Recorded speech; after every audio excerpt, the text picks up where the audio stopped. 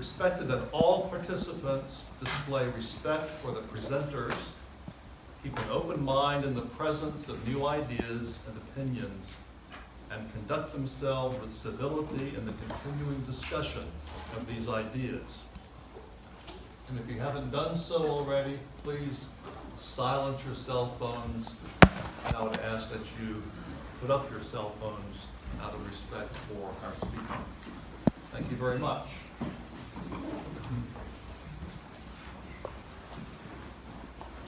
Good evening. My name is Stacy DeRogi, and I am the president of Orthodox Christian Fellowship here at Furman. Tonight we welcome the Reverend Dr. Michael Oleksa to speak a little bit about his life in the Orthodox Church, as well as the relationship he has discovered with creation.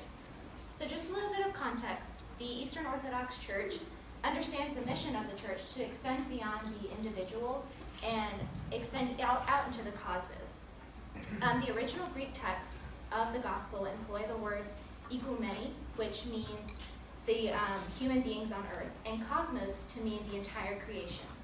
In the New Testament, John states, "For God so loved the world that he gave us his only son." So this means that Christians should be good stewards of the natural world, in addition to everything else they're called to do.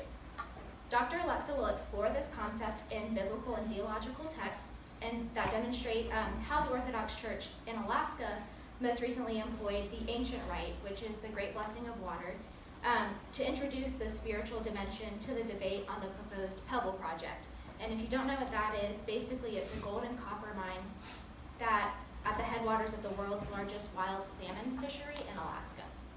So a little background on Father Michael. He was born in Allentown, Pennsylvania, and was educated at Georgetown University in Washington, D.C., where he received his undergrad in history. He then went on to study at St. Vladimir's Orthodox Theological Seminary in New York, where he earned a master's in theology. And then he continued on at the Orthodox Theological Faculty in Czechoslovakia, where he earned a doctorate in theology.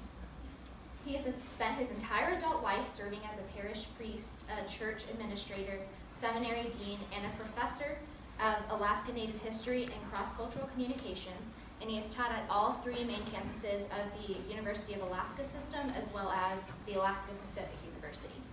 He's been the recipient of numerous awards from the Board of Regents of the University of Alaska, the Alaska State Legislature, the National Governors Association, Alaska Humanities Forum, and the Alaska Federation of Natives.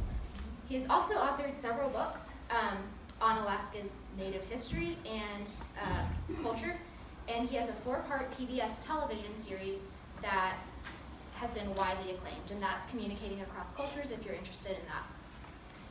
He currently resides in Anchorage, Alaska with his wife, children, and grandchildren, and he continues to offer courses through the Alaska Staff Development Network while serving as acting dean of St. Michael's Cathedral in Sitka, Alaska. So thank you all for being here tonight. We really appreciate it, and please help me welcome Dr. Michael Oleksa to the stage.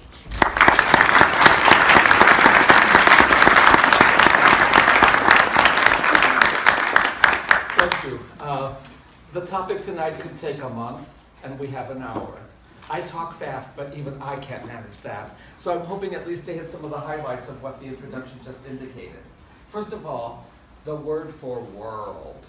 And as was mentioned already in the introduction, there are two words in the New Testament for word. One is oikoumene, from which we have our English word ecumenical. It refers in Greek to all the human beings on the planet. And then there's the word cosmos, which refers not just to the human beings, but to the whole creation. The earth, water, sky, plants, animals, the whole shebang, what the Greeks call tapanta, the whole thing. And the text I think if you read it in English, you would assume that John the theologian writing that famous text that we see in every NFL game, I think, John 3:16 coming down as a banner somewhere or other, people would assume that the word for world there is oikoumene. God loved the people of the world that he sent his son. But in fact, that's not the text. God loved the whole creation that he sent his son. And you see, that goes back to, in a sense, a complete new reading of the book of Genesis. I have to assume that you're at least vaguely familiar with Adam and Eve in the garden and the forbidden fruit, and they ate the fruit and they got punished. The Latin translation of that simply interprets the whole thing as God gave a rule, and they broke the rule, and so they got punished. That's how our legal system works, right? And apparently that's how God works, according to if you read the Bible that way. But you know, if you think about this for just a few minutes, Adam and Eve were told not to eat the fruit, and they disobeyed the rule, and so they got the death sentence. And not just them, but everybody since. Isn't that overdoing it? Over an apple? You see what I'm saying? The story, when you think it through rationally, really it makes God look really bad, as a really nasty guy who's out to get us. And yet, in fact, that's very often the way it's interpreted. I would submit to you, however, as in the Greek original text and in the Eastern Orthodox Church in general, it's a completely different story, and I have to kind of paraphrase that quickly.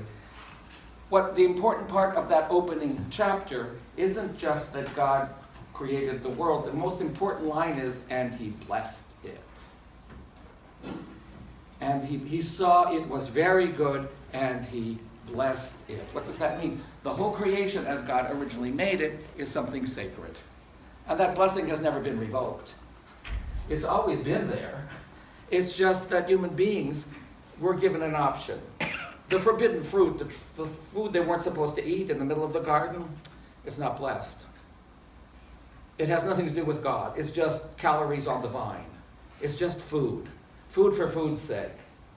And that's what they choose. Instead of living in harmony with God, in communion with God, where everything is filled with God's presence, God's energy, God's love, which is everything else, they choose the one tree that has nothing to do with God. Well, but the source of life, that's God. Life comes from God. I used this example this morning in an earlier class. It's as if the light bulb decides it can do its job without being connected to the generator. Potentially it can still glow, but if the lines are down, if the connection is broken from the source of power, there's no way for that light bulb to operate the way it should, the way it was meant to. It needs to be connected to the source of power in order to glow at all. The forbidden fruit in that sense represents human beings deciding to cut the line. Thank you very much for creating this beautiful creation, this wonderful world. You've given us dominion over it. Thank you very much. We'll take that. But without reference to you. And consequently, what happens? Human beings see the world itself as their own life support system. It's theirs to plunder and to exploit for their own advantages without any reference to God's will and God's plan. And consequently, as the New Testament says, the whole creation groans. Now, that groaning probably wasn't so emphatic or loud in the last 2,000 years, but in this century, it's pretty obvious. The whole creation suffers by the greed and the insensitivity of human beings who see the world, which is meant to be sacred, as something to be plundered for their own profit and benefit. And so, in a sense, that's the background to my story tonight. Completely, in a certain sense, a rereading of the book of Genesis. Because if you read the book of Genesis like rules being broken and being punished, you go off on one particular tangent. And if you understand the book of Genesis as the world being created as something sacred, human beings being entrusted with this sacred reality to nurture and to bless and to treat with reverence. And then things went wrong because it was the human beings who refused their original vocation.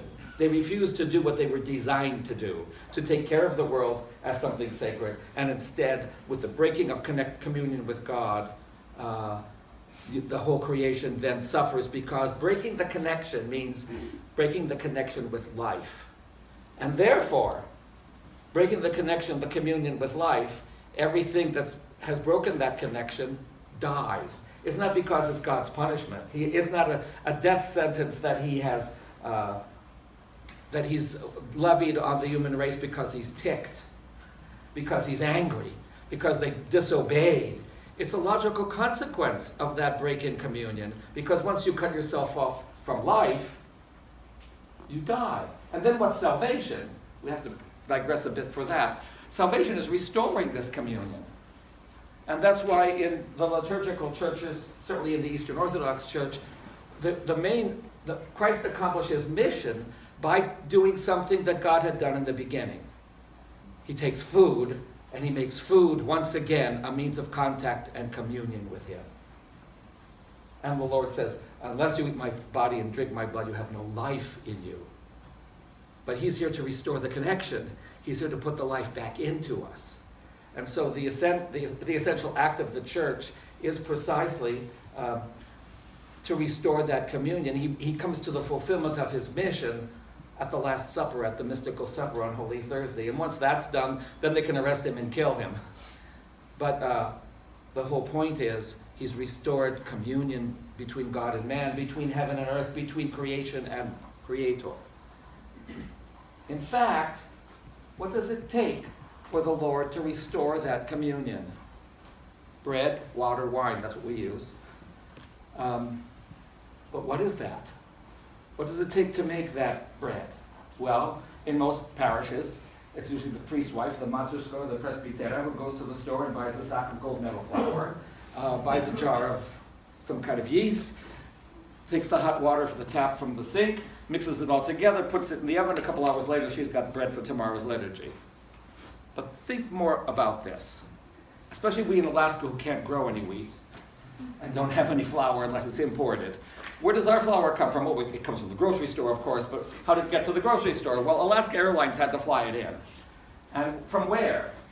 Minnesota, Nebraska, Kansas. The wheat had to grow someplace else. I'm reading the tape backwards, right? And how did Betty Crocker get it? Some farmer had to plant it in his field. And the wheat had to grow. The fertility of the earth is necessary, first of all. Then you need the planting of the wheat. Then you need, sometime during the growing season, some rain. You need a lot of sun. The wind has to blow. The sun has to shine. The earth has to be fertile. And out of that you get wheat. And from the wheat you get the flour. And from the flour, and then we offer that up to God. What are we offering him? All that sunshine from Nebraska. And all that rain that fell on the plains of the Midwest. And the fertility of the ground. All of that is being offered to God. It's the whole cosmos again that's being offered in thanks, and then God blesses it and gives it back to us as communion with him. But that's what it was in the beginning. The whole world was meant to be one great Eucharist, where we gave thanks to God, and in return, everything we ate and everything we saw, the whole creation was a constant reminder of God's love, God's presence, God's energy, God's power, life. That's what was lost in the beginning. That's the biblical approach. Now, I've been living among the Yupik Eskimos. I drew this kind of cultural map of Alaska. We have 5 main cultural groups. The Aleut, the Alutiiq, and the Unangan live in the Aleutian chain. The word Unangan means the people, the human beings. The people of Southeast Alaska, the majority are Tlingit. Tlingit means the people, the human beings. The interior people are Athabascan Indians, the same as the Navajo and Apache in the American Southwest. In their own language, they call themselves Dene, Dene. And then we have the Eskimo folks up north, the Inupiaq, and my wife's family, tribe, the Yupik. Yuk is the word for a person in that language, and Inuk. But they call themselves Inupiaq and Yupik. This ending, pik or piak, means genuine. So while the other groups are the people, the people, the people, the human beings, our tribe are called the real people. But you're not born automatically a real person. You have to become one. And the story behind this is not very complicated. The Arctic peoples in Greenland, in Siberia, in northern Canada, as well as Alaska, they basically have a notion that the world looks something like this. It's almost like the biblical description of the firmaments and the firmaments in Genesis. There's, first of all, a big bowl of water. The Eskimoan and Siberian people call this big bowl of water the imak. That's the ocean, basically. And then we live on the Nuna, the land, and the whole thing has a lid on it, a kind of superdome, called the Gelak. That's the basic structure of the universe in their mythology and their imagination. And in the beginning, this is sort of going back to the Eskimo version of Genesis. In the beginning, this perfect universe was connected by a ladder, a rope, a tree, a pole. It differs between Siberia, Canada, Greenland, and Alaska, but there was a connection. In other words, the first people living on the land, on the Nuna, using this connection, had the possibility of descending into the Imok and learning from the wisdom and knowledge of the animals that live there. The fish and the sea mammals, the whales and the otters and the dolphins and all the fish. They could understand and communicate with the animals, and they could learn from them, at least potentially. Of course, they lived on the Nuna, on the land, and they could learn from and understand the language of all the animals there. And then they could ascend through the air and learn from the birds that fly through and migrate, and learn all about the world, understanding and communicating with all the flying creatures on the planet. And they could even ascend beyond this world to the spirit world beyond, and learn from the spirits beyond this world, beyond the limits of Earth, and communicate and learn from them. They had the possibility, the potential of learning about everything from all the other creatures. And then in everybody's story, this ladder, this rope, this tree, this pole, whatever it was, got broken. And all that potential was lost. We can no longer even understand what the animals are saying at our level, what the bears and the beavers and the birds are trying to tell us. Their language is unintelligible to us. But that doesn't mean that our language is unintelligible to them. In fact, by the way, we're on probation and under surveillance. The animals are watching us and can understand each other. We're the only ones out of the loop, because we're the ones who messed things up. You see how parallel this is to the book of Genesis. Now, who broke the ladder, rope, tree, pole? Who's responsible for this breakdown? The first kids. Human kids are different from the offspring of all other creatures. Whale calves inevitably grow up to be whales. Wolf cubs inevitably grow up to be wolves. Bear cubs grow up to be bears. Eaglets grow up to be eagles, but human beings, their kids don't always grow up to be human. Some human children actually grow up to be something inhuman, even monstrous. I have to tell you this story. A long time ago, there was a grandmother and her grandson living all alone, and they were out of food. Hundreds of Alaskan stories start exactly with that beginning. It's always a grandmother and a grandson, and they're always about to starve. Why the kid has no parents, they never tell you. Why there's no village anywhere nearby, forget that.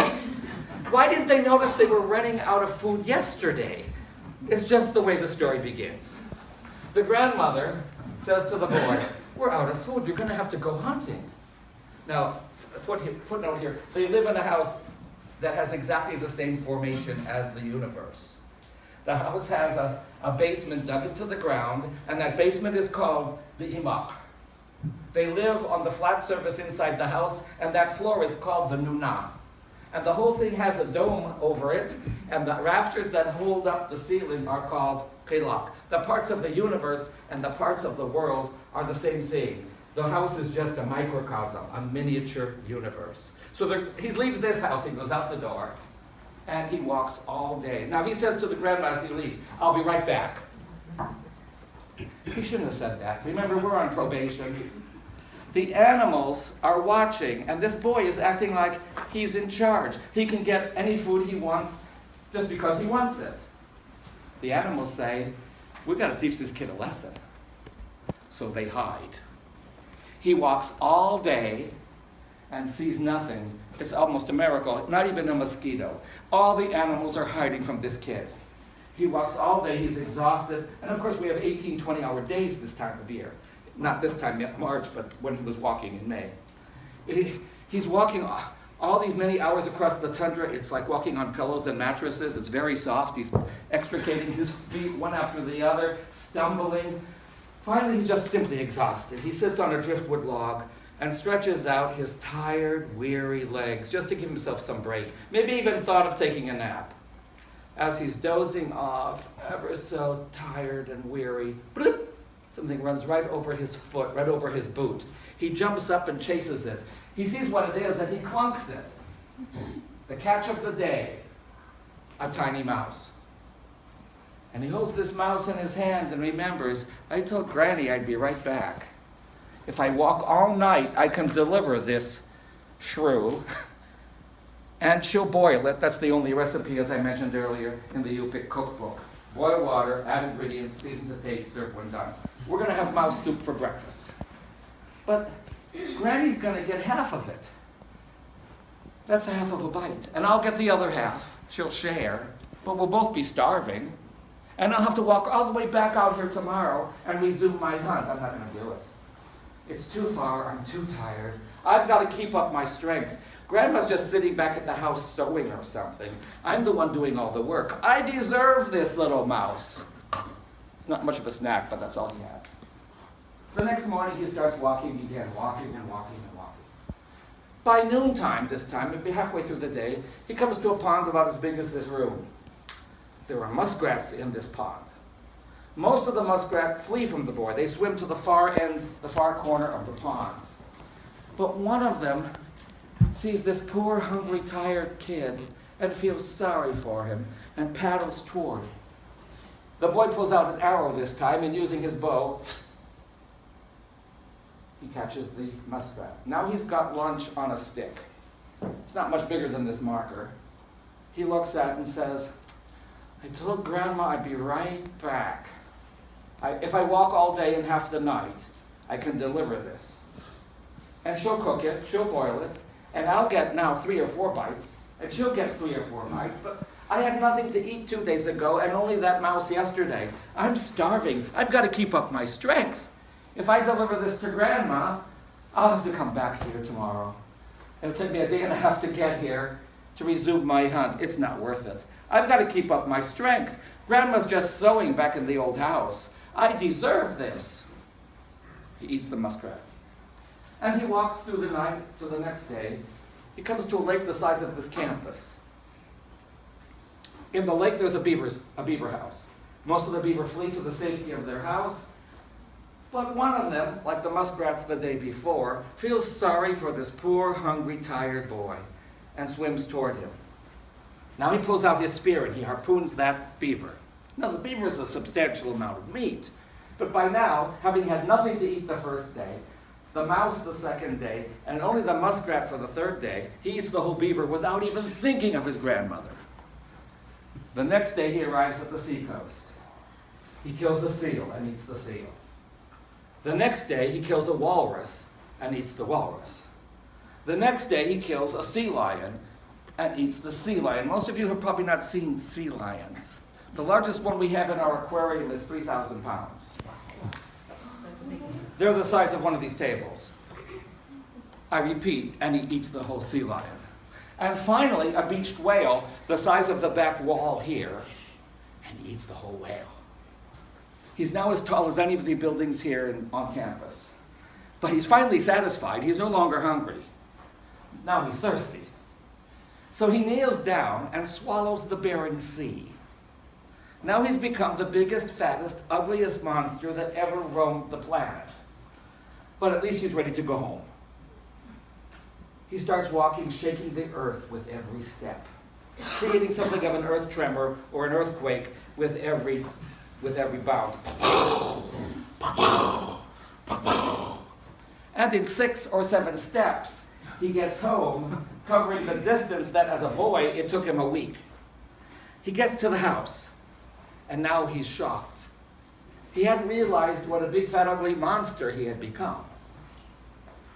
But he recognizes it because the house, compared to his huge size, is the size of my shoe compared to me.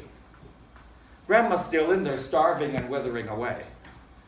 And she's heard this monster approach. So she weakly calls out, "Who's there?" The boy answers, "Don't worry, Grandma, it's me." "Oh, thank God. I hope you brought some food." The boy answers, "I brought home too much food," which isn't exactly a lie. She says, "Well then, come in, dear." The boy answers, "I can't." Grandma asks, "Why not?" The boy answers a second time, "I brought home Too much food. Grandma says, that's okay. You can come into the house now through the smoke hole, through the roof. She hasn't looked outside to see what kind of huge monster is awaiting. Come in through the roof, she says. The boy sees no possibility of doing that, entering the house this way. Remember, he went out this way, but now he has to come in this way because he has left this world. He has become something supernatural or unnatural, and he needs to make his entrance through the smoke hole. But how's he going to do that? He plants one huge foot on one side of the house and another huge foot on the other. And Grandma calls up to him, now, jump in, head first. Head first. As if he were on a trampoline or as if he were a gymnast in the Olympics. He bends his knees and he throws his whole huge body up into the air. And as his head descends down, down, down, down, closer and closer to the roof, Grandma inside the house holds up her magical ivory sewing needle. He passes through the eye, through the hole of that needle. She transforms him back into his normal size, and out of him comes the whale, the walrus, the sea lion, the seal, the beaver, and all that food. And Grandma ends the story by saying, oh, grandson, what a good provider you are. You can say it's a pretty silly story. But I submit to you that, at least in our culture, it's probably one of the most significant stories. Why? Because the boy did everything wrong, as boys tend to do. The boy behaved not like a man, but like a child. Babies of both genders are grown inherently selfish. When a baby wants something, the baby will scream till it gets it. Baby's hungry, will scream till it's fed. Baby's thirsty, will scream till it gets something to drink. Baby has poop in the diaper, they will scream till you change it. The baby wants what it wants, and it wants it now. Rather unreasonable creatures, actually. But that's how we all are. We're all selfish and self-centered and egotistical. We learn to cover it up better as we get older, but that's still pretty much how we really are inside. The boy behaved in such a way, caring only for himself, and grew up a monster. There's some truth to that. You see, in every culture, in every tribal culture in the world, boys need to be initiated into manhood. Otherwise, they run the risk of not growing up. Peter Pan is not just an English fairy tale. What does it mean to become a man? How do you define that? Does it happen automatically at a certain age? You turn 18 and you're a man. Well, legally you are. The court system will hold you responsible for what you do at that age. You turn 21, you can vote, right? It's not automatic. I know 40, 50, and 60-year-old boys. And I know teenage men. What do I mean by that? A boy in our tribal cultures becomes a man when he realizes it's not about what I want, what I like, and what makes me happy. If that's all you're living for, that's a boy. That's how we all are as infants. What does it mean to grow up? The boy in the story grew up. He became big and strong, but that didn't make him a man. What makes a man in a traditional culture? He learns to be precisely what the boy at the end became, a provider. A boy becomes a man when he cares for something other than and more important than just me. And if a boy doesn't learn that, you run the risk of having a monster on your hands. Our jails are filled with big boys. Big and strong, but caring only for me, and me. In traditional cultures, they take the boys out into the wilderness and let them know what the tribe expects now that they're becoming men. And the lesson in every tribe that I know in the world is exactly to become the servant of the community, to care more for others than for yourself. And in a certain way, it's probably part of our very human nature, the very fabric of our DNA. Because in every culture, even our secular one, the ones we honor, the men and women we hold up as models and heroes, are the ones who are willing to sacrifice themselves for something more important than just themselves.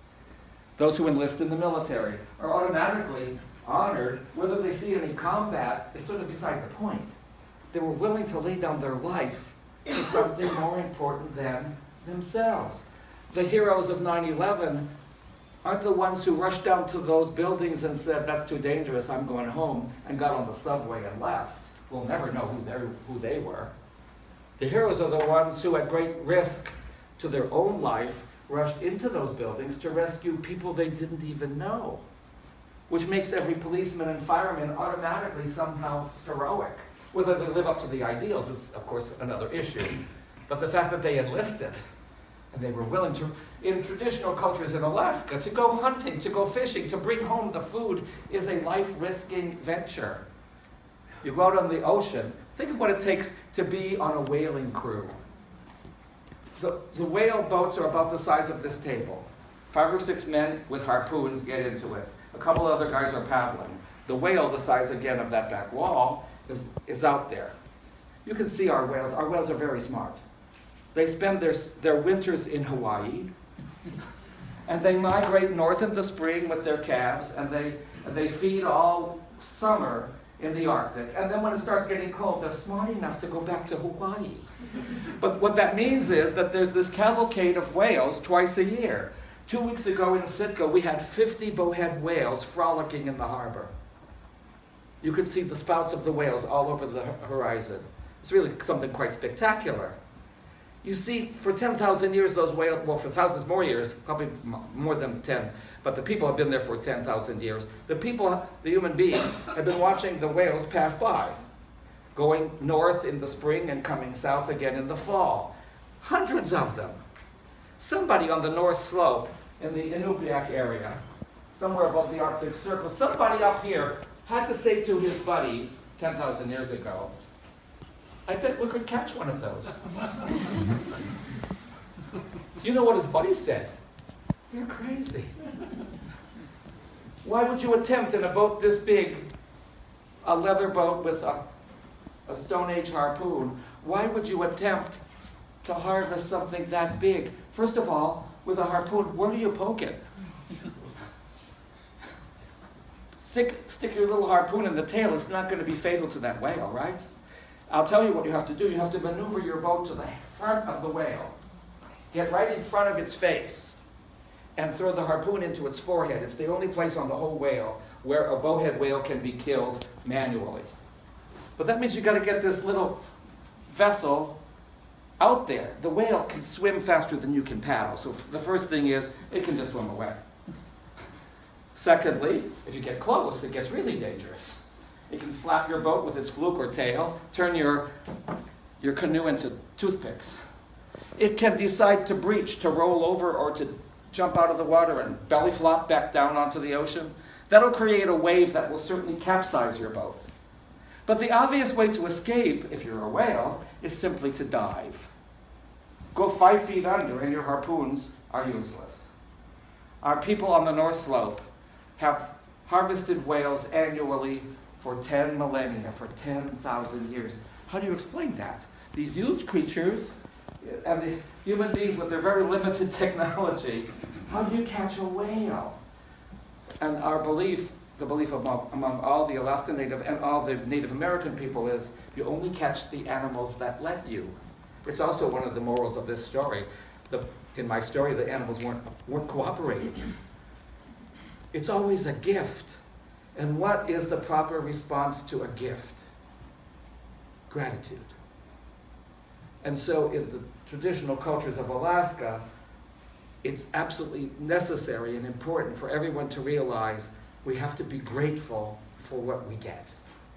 It's always a gift. The animals did not have to cooperate. They could have fled. They could have remained invisible. I remember my last hunt among the Yupik people, we were in a modern boat. It was an aluminum boat, almost as long as one of these middle tables, not as small as this. An aluminum boat with two 50 horsepower Evinrude motors on the back. We had 100 horsepower behind the boat. That thing was flying. It barely touched the water. It went up the river. Rocks, obstacles, didn't matter because we were going so fast.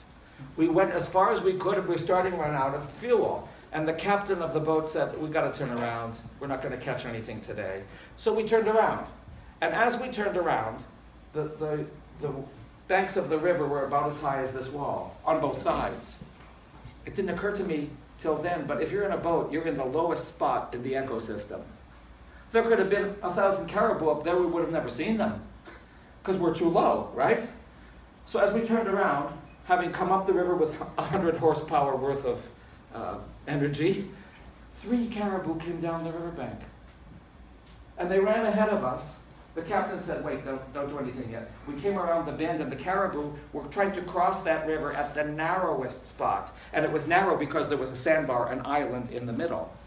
So they saw this narrow spot and they jumped into water and they were crossing. And we caught up with them just as they stepped out on this sandbar. 3 shots, 3 caribou. Fed the family for the entire winter.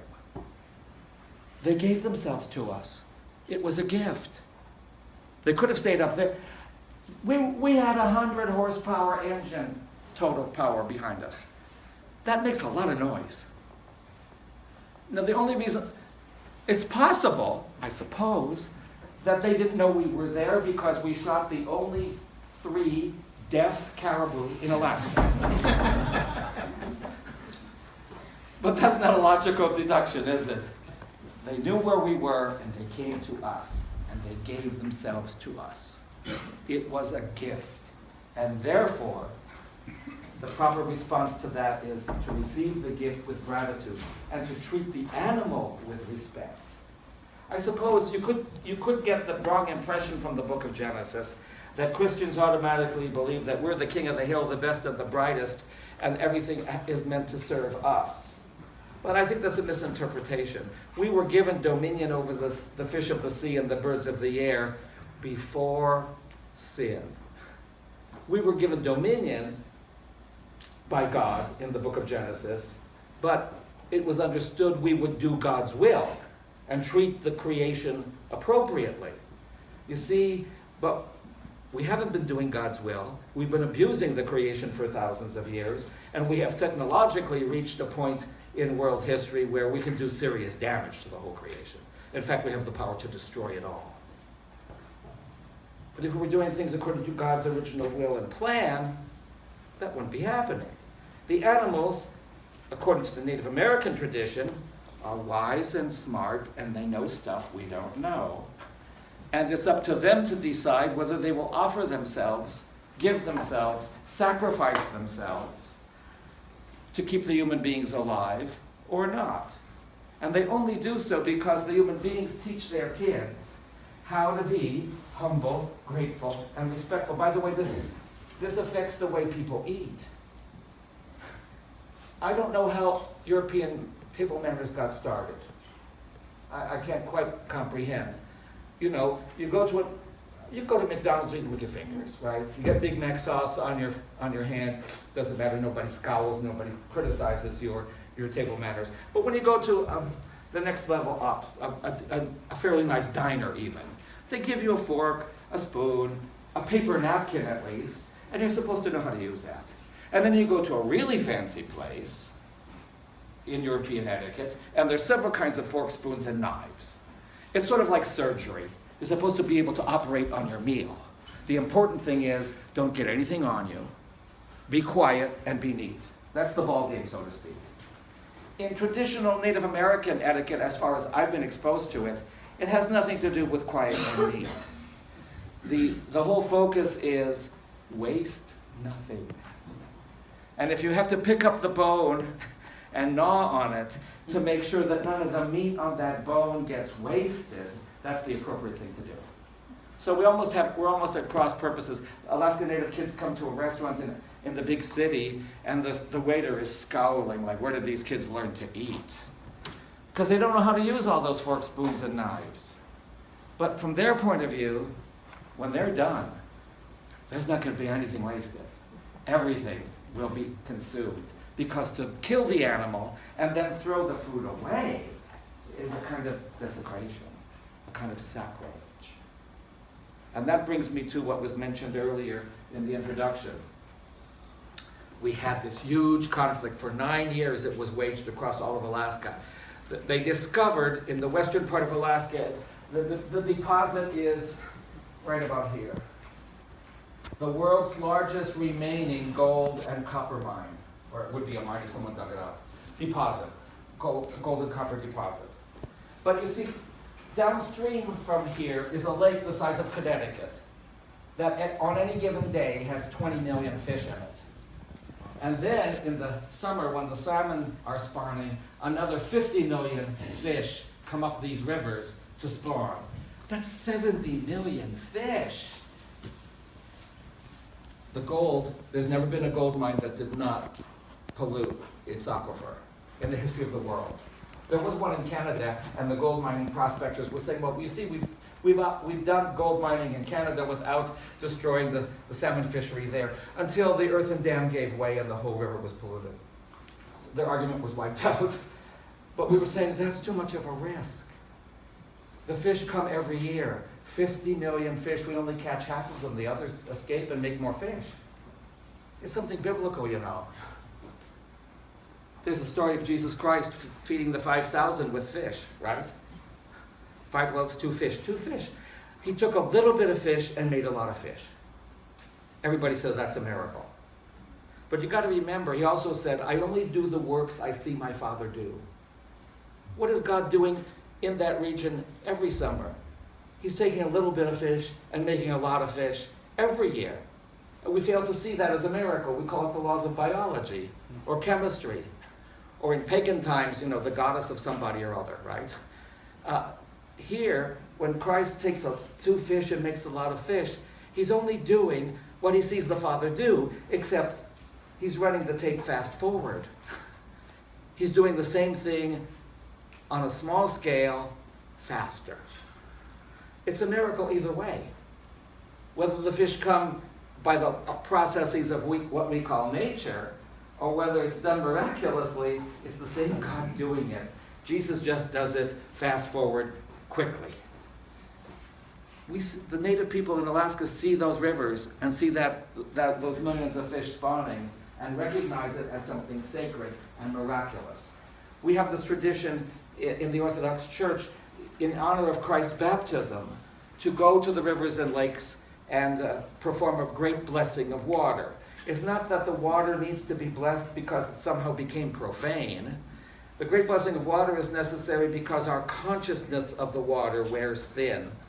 And we forget that it's sacred. So we renew our consciousness of the inherent sacredness of the creation by going. Now in Alaska, that means in January, every river and lake is frozen solid. So to do this requires someone to go out on the lake and cut usually a cruciform hole in the water. And then the community gets into the church and we line up in procession, we go out, and it's about a 45-minute ceremony, and it's often 20, 30 below zero. But we do it every year. I remember I was way up the Kuskokwim River, 300 miles, the most remote village on that river. The river takes about 400 miles to get to the ocean. And I was in this little village, maybe 100 people lived there. I always went there because the water was so clear and it was so wonderful and usually calm. When it's that cold, there's no wind. That's always an advantage. And we went out on the river with the whole community and we performed this great blessing, commemorating how God has used water in the history of salvation, how many dozens of ways, and invoking finally Christ coming to the Jordan to sanctify that water. And we got home and the phone rang.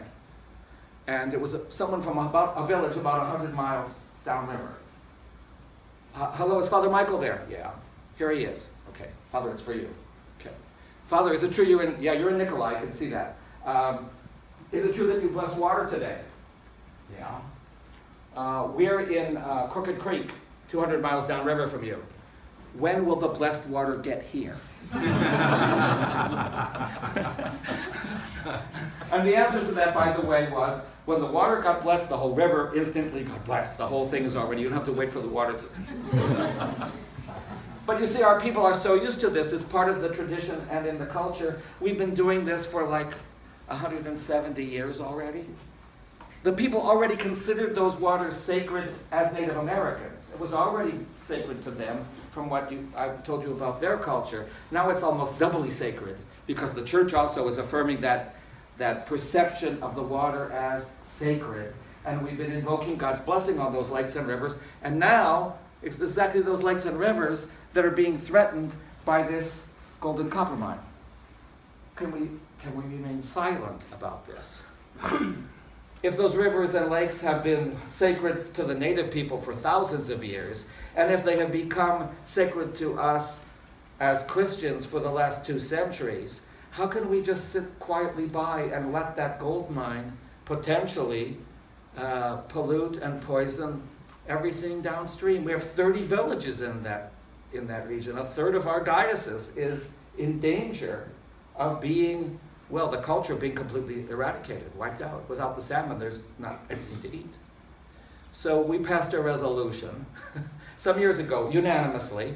It began with quoting Genesis, whereas God blessed the whole creation at the beginning, whereas God used water in the days of Moses, who floated on the Nile, whereas God used water to liberate the Hebrew nation from slavery to Pharaoh, crossing the Red Sea, whereas God crossed the Jordan River with the Ark of the Covenant, and whereas Naaman the Syrian washed 7 times in the river and was cleansed of his leprosy, and whereas Elijah doused his offering with water, and whereas Jesus Christ was baptized in the water, we, in this case the Orthodox Christians of Alaska, resolve that we can invoke God's blessing on any development that enhances the life of our people economically, sociologically, politically, whatever.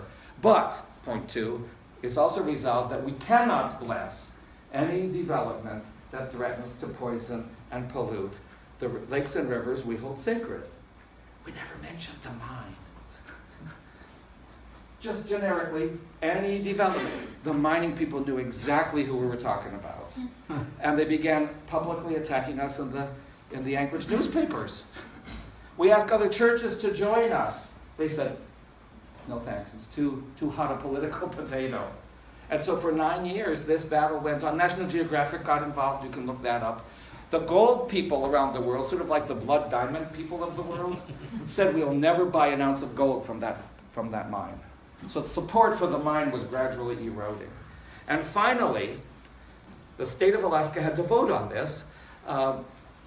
They proposed in a referendum to make this whole region what they called a permanent fisheries reserve, where no mining would be allowed.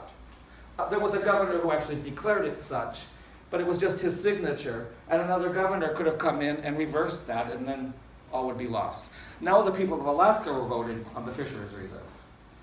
And it was 9 years of battle and debate. At first, 20% of the people were against the mine and 80% for it. That's when the battle started. 9 years later, when it finally came to a vote, it was exactly the opposite. 80% of the people were opposed to the mine, and only 20%, mostly the stockholders, were in favor. The referendum passed in every precinct. We have 413 precincts in the state. The referendum against the mine passed in all 413. It was basically a unanimous vote by the people of Alaska. And the people who were opposing the mine said, and it wouldn't have been possible if the church hadn't spoken up. Some people were accusing us of taking a political or economic position. I hope I made it clear to you why to us it was neither political nor economic. It was a spiritual and theological position. The leading bishop of the Orthodox Church, Bartholomew I, Patriarch of Constantinople, is known in Europe as the Green Patriarch. And I know I have even clergy friends who say he only takes that public stance for the environment because, it gets his name in the paper periodically. It keeps the Turks off his back.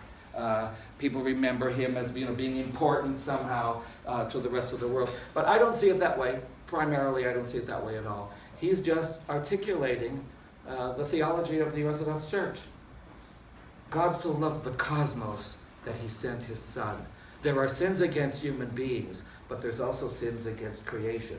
Things that human beings should not be done because it's too greedy and it threatens creation too horribly for us to contemplate. And so I hope, I'm right on time.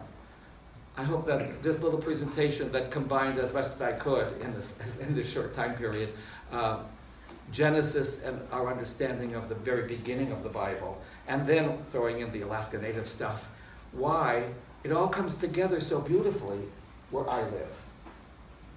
I'll conclude with one quote. I mentioned it also this morning in the class.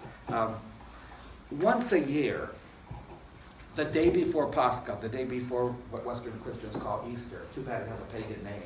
It's the most Christian holiday of all. But in any case, the day before Pascha, on Great and Holy Saturday, we have a remarkable liturgy in which once a year we sing a hymn that I know resonated with my Alaskan Native friends and relatives.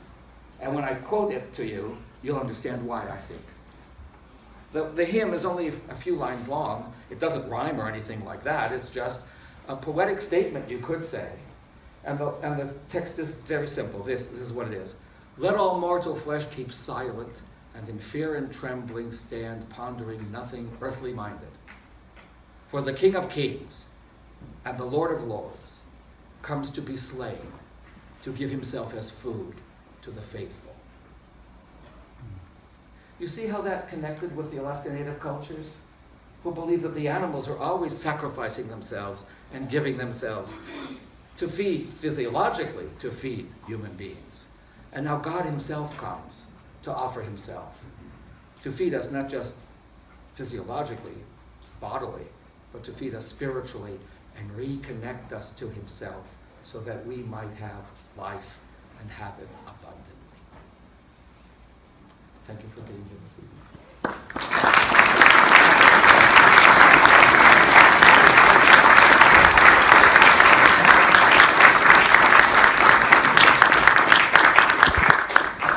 We have about 10 minutes for questions, if anyone has any questions to ask Father Michael.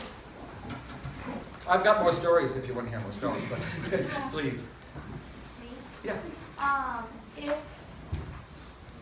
If the church kind of sees animals giving themselves up as sacrifice, what is the position on raising livestock, like cows, for slaughter? It's a good question. Here's what the church would understand. Everything that exists, we have this also not so easily translated Greek word in the New Testament. The word logos is almost always translated as word. So like in the beginning of John, the very beginning, in the beginning was the word was with God, the word was God. In Greek, it's the word is logos, in archaea and the logos. Okay. The word logos, logos can be translated as word, but it can also be translated as purpose or reason. So just redo John chapter 1. Take the word word out and put the word reason in. In the beginning was the reason, the purpose for the whole thing. And that reason was with God. And in fact, that purpose or reason was God. And the reason or purpose became flesh and dwelt among us. The notion here is not just that Jesus Christ had a reason or purpose, or in fact was the ultimate reason and purpose for everything, but that everything has, lowercase, a logos. There's the reason for that tree to be growing out in the courtyard, and there's a reason for that cow or pig or sheep or lamb to be born. And the reason for those sheep or chickens to be born is precisely because they're meant to feed us.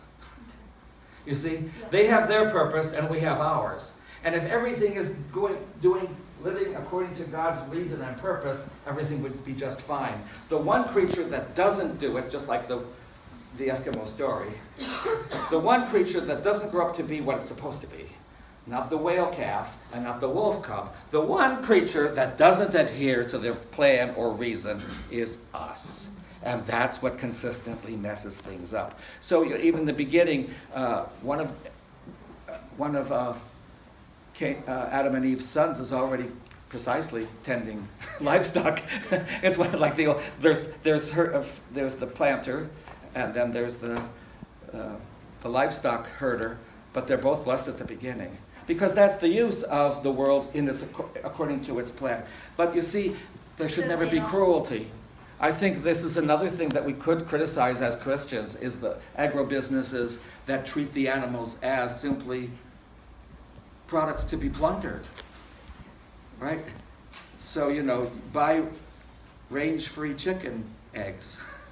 Don't support the eggs that are where the chickens are all for their entire life stuck in a pen. And you know what I'm saying? We can be more ecologically sensitive to that, and I don't think that that's an economic question again. I think that's a spiritual question.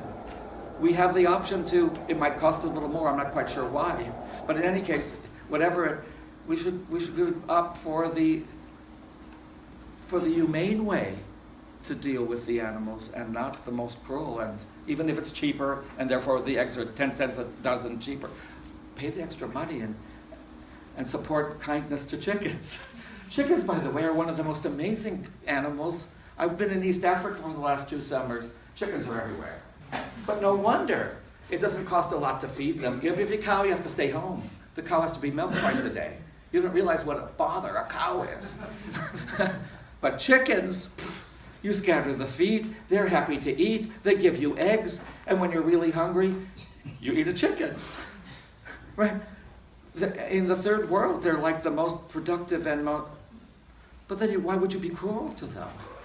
You said the native people of Alaska, I didn't have a chance to tell this story here, but the native people believe that the human beings are the most pitiful and ridiculous creatures in the world because they're completely unable to support themselves the way all the animals do. The first humans arrived in Alaska, and the raven, the leader of the Alaskan animals, thought they were the most pitiful and pathetic things he'd ever seen. He said, "What kind of creature are you? You've got no fur. You're going to freeze. We have this thing called winter. It lasts half the year. Go back where you came from. You've got no future in this land." And they refused. So then Raven called the other animals together, and they quickly came to the same assessment. Pitiful, pathetic, ridiculous, doomed. There's no way these creatures can survive here, which of course in Alaska would be true. But the animal said, "But they're cute. Let's keep them." How is that going to be possible? And the animal said, "Well, we'll give them our fur and feathers as cover, and we'll give them our bodies as meat, and then they can survive. But it's always a gift." And the human response to that is to be kind, grateful, humble.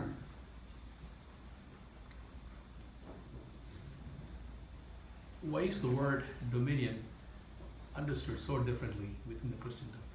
Yeah, that's a very good question. And I think it's because the word dominion exists. The important factor is the word dominion, or having responsibility or stewardship over it, which is really a better translation.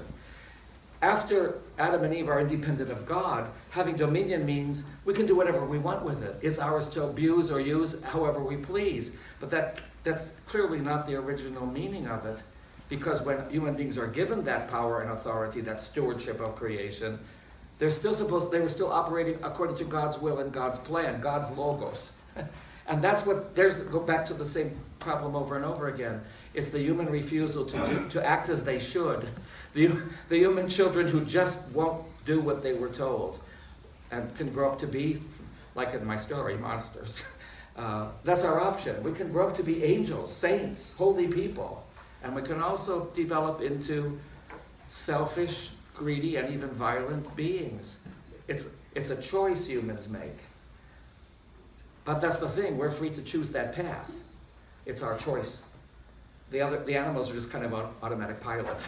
But we have a choice, and that's what makes us morally responsible for what we do or what we don't do. Time for one more question. Father?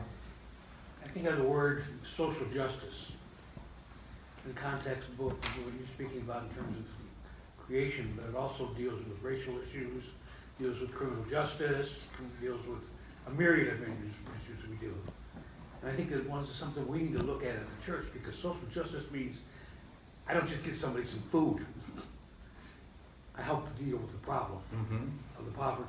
Absolutely. And I think that this, can you speak on that in the context of that? I'll give you a quick example of it. There was a lady here in Greenview who, they brought out this big food drive, it was cold and blankets and so on and so forth, and this reporter stuck the microphone, and she said, reporter got the wrong lady, because she said, I needed all of that. Not just here when you guys come out here with your camera. Right. No, I'm not gonna take your blankets and the camera.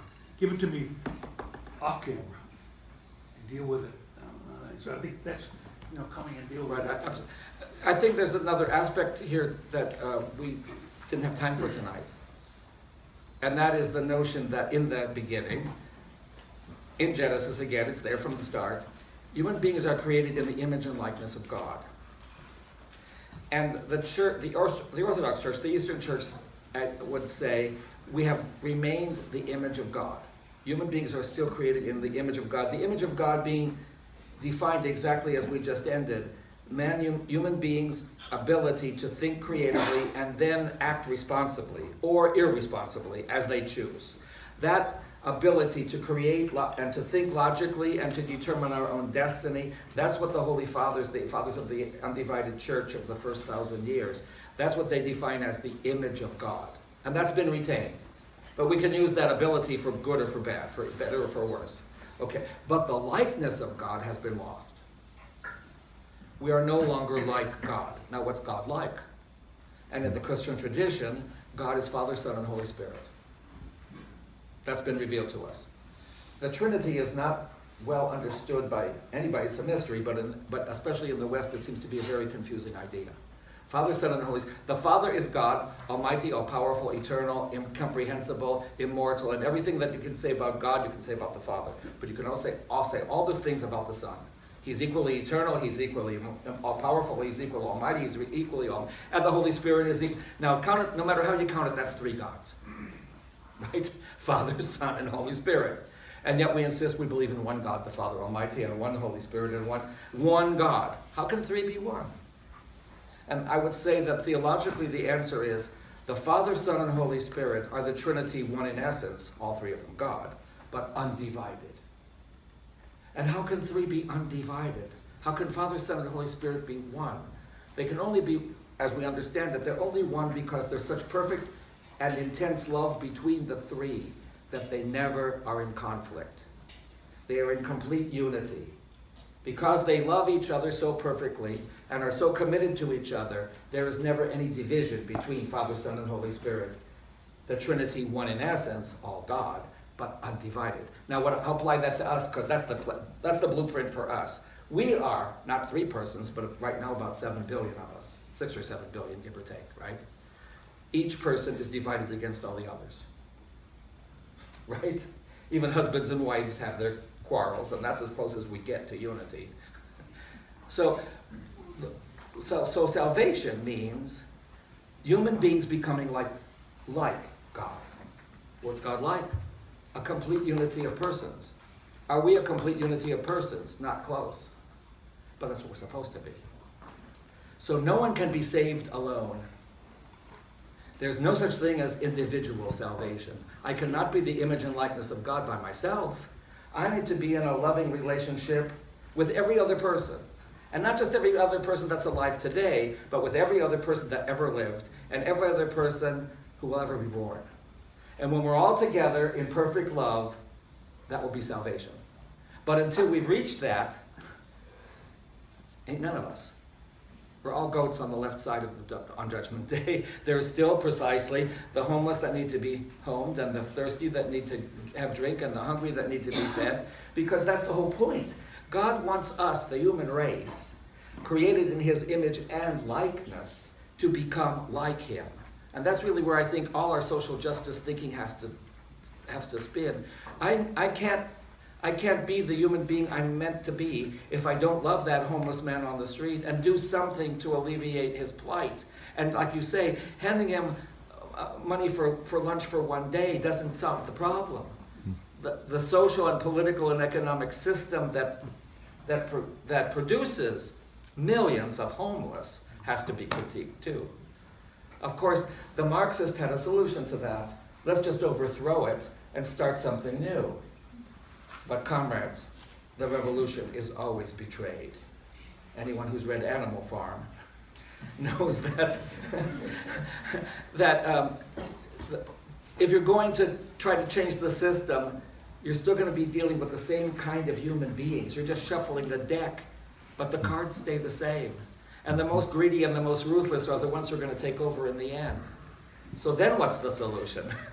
Because you see, structural change is only, like I said, shuffling the cards.